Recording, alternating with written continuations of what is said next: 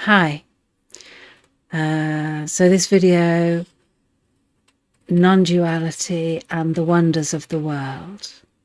Okay. In a previous video, I talked about how reality is unchanging. And by that definition, the world, the universe, everything in it is unreal because it's in a state of constant change. And I suggested there that this state of constant change means that the world or the universe and everything in it will never actually be satisfying, will never meet our needs, will never provide the security and stability and certainty that we crave for. And that can be found in unchanging reality, which has a nature of unconditional love, uncaused joy, imperturbable peace.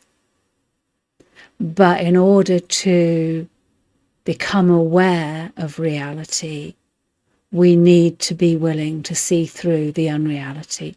We need to be willing to let go of it. I like the word relinquish. We relinquish unreality.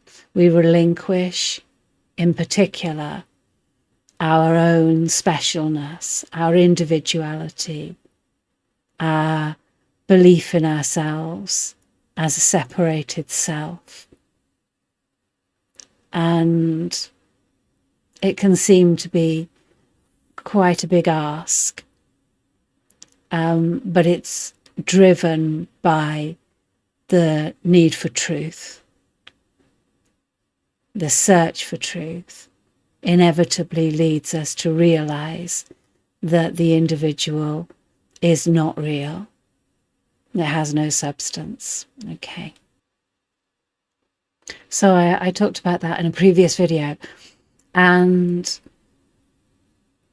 one response that I received from several people was along the lines of, what does it matter if the universe isn't real? It's glorious. It's beautiful, magnificent, unfathomably mysterious, miraculous, and fascinating in a way that eternal bliss just seems boring. So that response is what this video is going to be talking about. Like I say, the wonders of the world, the wonders of the universe, and this seeming sacrifice that seems to be being asked on the spiritual path, where we reach a point when it feels as if everything that we knew and loved, or thought we knew and loved, is no longer meaningful, and there's a choice of letting it go and stepping into the unknown, or trying to retreat and go back to believing and trying to make real, trying to make solid what isn't real and isn't solid. Okay. I remember an incident some time ago when I went up to my room to fetch something. I'd been sitting at my computer typing. I was thinking about non-duality for sure. I was typing up a meeting, a transcript of a meeting that I'd been to. And I went to fetch something out of my room, And I came out and I was stood at the top of the stairs. And suddenly, without warning, I saw through my life.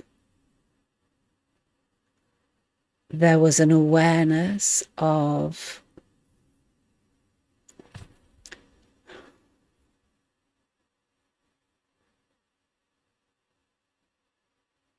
eternity, I guess, or timelessness. It was like stepping out of time. Stepping out of time and seeing how this person, this life, everything that I'd ever known, everything that I'd ever done, my past, my future, all of it was nothing, like a puff of smoke compared to reality, if you like, eternity. And when that happened, there followed a period of bereavement. Everything I'd ever believed in didn't mean anything at all. All my relationships, everything. It's just like waking up from a dream, really. And, just as sometimes we wake up from a really good dream, and we want to hold on to it. It was a bit like that, but it was slipping through my fingers.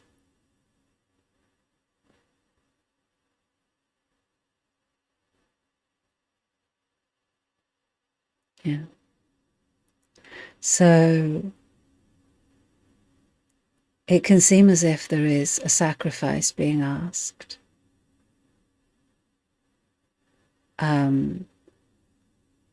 Of the glory of this universe,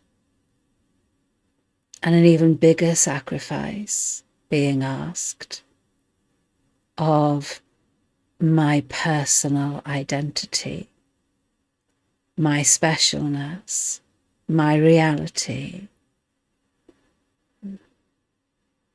everything that I've spent my entire life building, my views, my opinions, my memories, my relationships,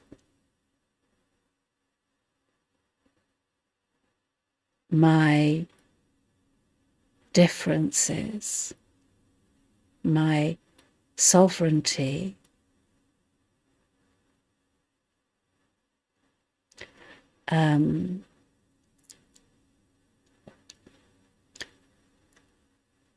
many people like to talk about unity,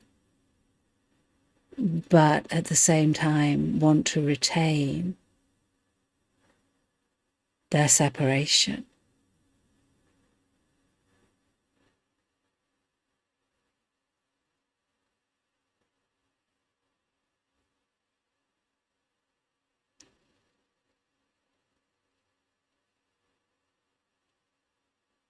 But it really is not possible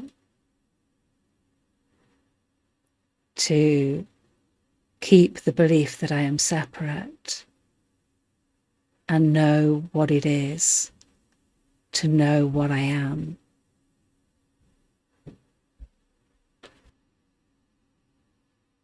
So, to return to the wonders of the world, we all know that experience of being transported by a vision, a feeling, a sound.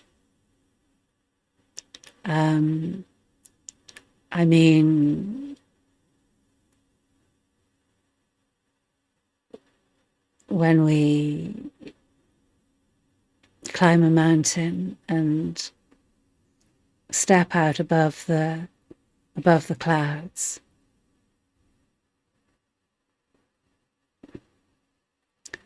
when we hold a baby in our arms, when we are walking through the woods and suddenly there's a deer and its young in front of us. These moments take our breath away. In these moments we know peace, we know love. They are beautiful. Many people will say, I can't do meditation, I can't do prayer, but when I'm in nature, I feel close to God. I feel heaven around me. We may listen, there may be a particular piece of music which makes us cry. I would say because it reminds us. Because the feeling of being moved by a feeling, a sound, a sight, reminds us of our home in eternity, our home in unconditional love, uncaused joy, imperturbable peace.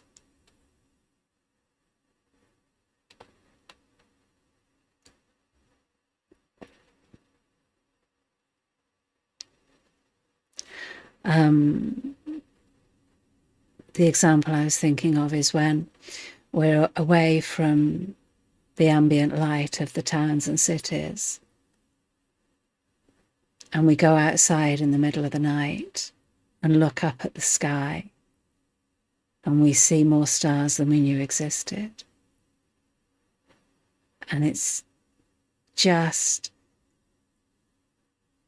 visually beautiful, but mind-blowingly incomprehensible what we're looking at.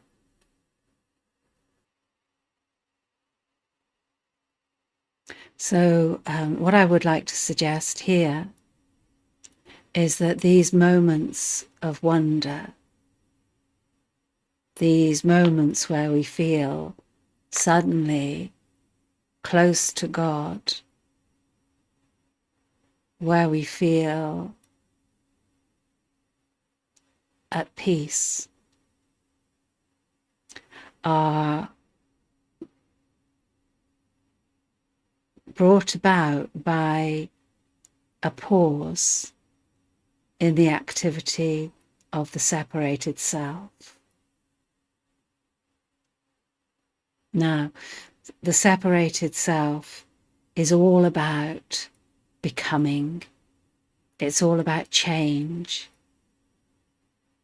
It's all about remembering the past and adjusting actions in the present in order to bring about a different future, in order specifically to make things better. It works towards enhancing pleasure or achieving happiness and avoiding pain. Craving and aversion is the domain of the separated self.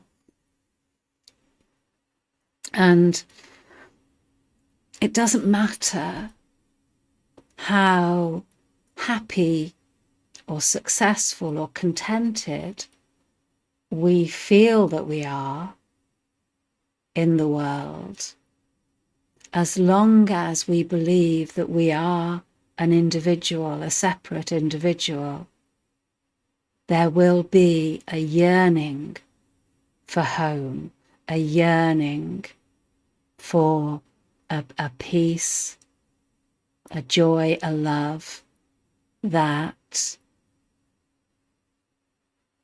is deeply and intimately known but does not seem to be being experienced. And yeah, ironically, the yearning for that is what fuels the activity which keeps us from realizing that we already have that.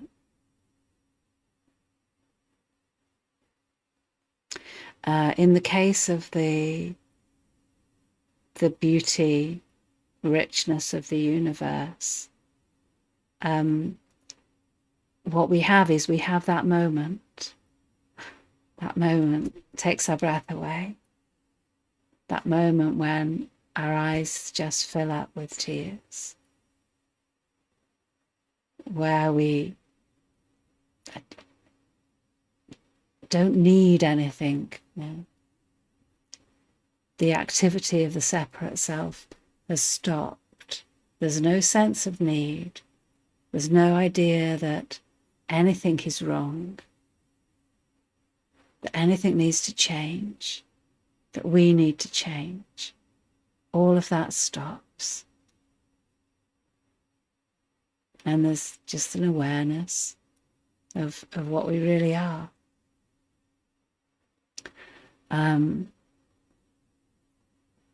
Then what happens is that the activity of the separated self starts back up again. Something along the lines of, that was really nice. Yeah. That was really beautiful. I need to take a photograph of that. I need to make a video of that. I need to share that with my friends, my partner, my children, and the world on Facebook, or Snapchat or whatever, Instagram.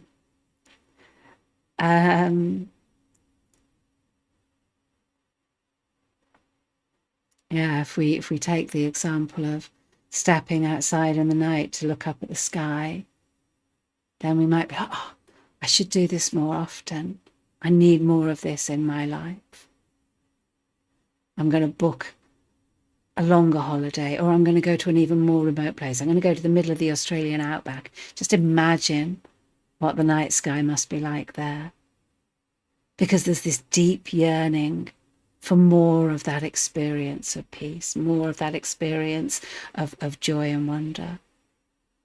And the separated self cannot conceive of the reality that it's its own absence that brings about that sense of joy.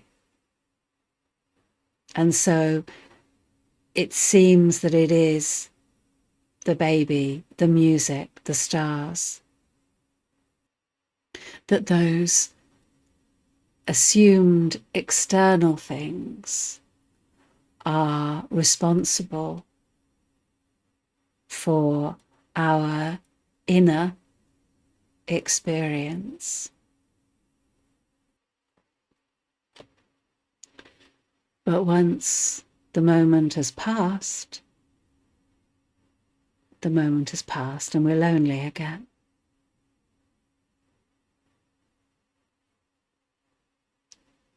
And the yearning returns. The sense of having lost something returns.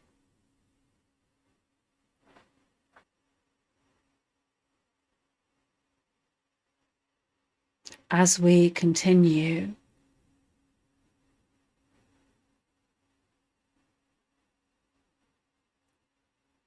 to insist on truth,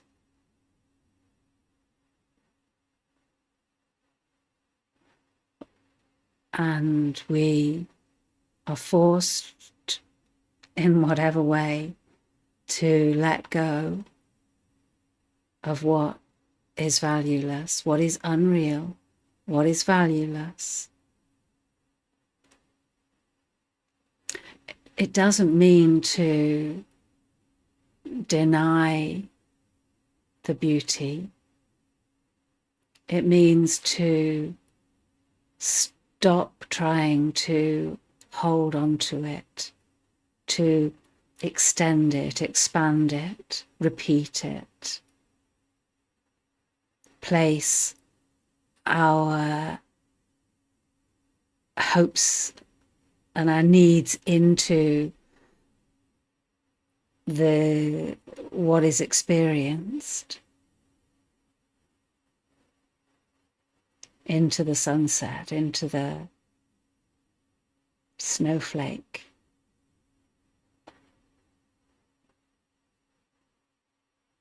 You know, we relinquish any hope of satisfaction from the universe, and we relinquish any hope of happiness and fulfillment as an individual, as a separate individual. We relinquish our insistence on the existence of this individual. Now we just let go of it. And how that is done, I guess, I will talk more about in a future video. What happens when we are able to relinquish our separate identity is that, yes, the universe may disappear. It's an occupational hazard. Sometimes it happens. But in terms of what we're talking about today, it's more that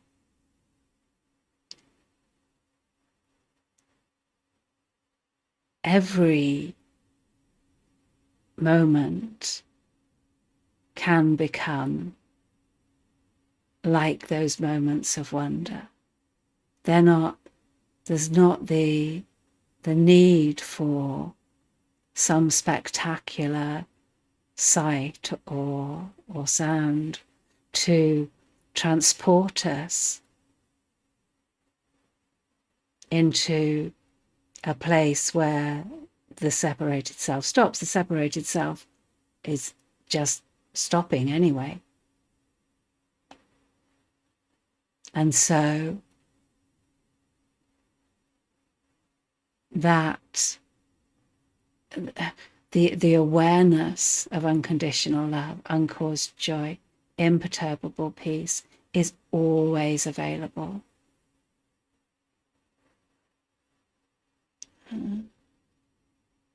In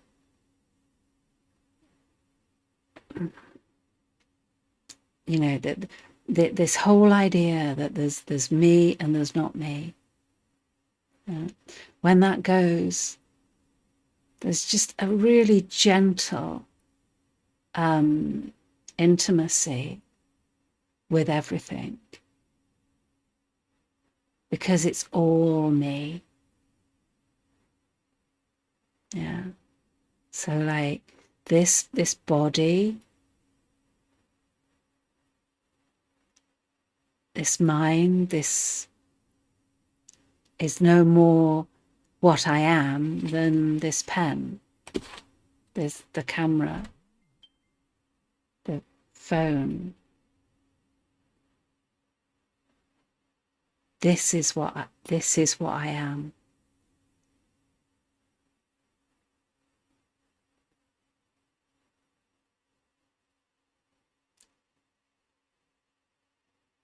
And that sense of not needing anything to change, no moving towards or away from, no craving, no aversion,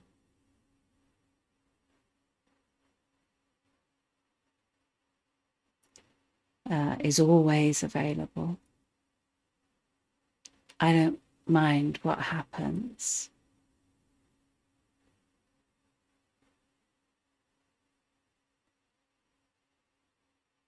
We don't lose appreciation of the beauty of a spider's web in the dew. We gain appreciation of the beauty of the dog shit on the pavement.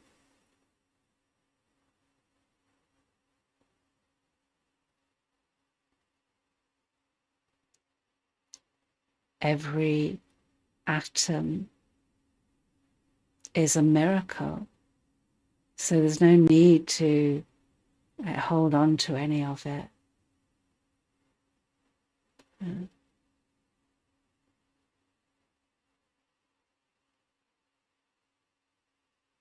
And certainly there's no end to the mystery.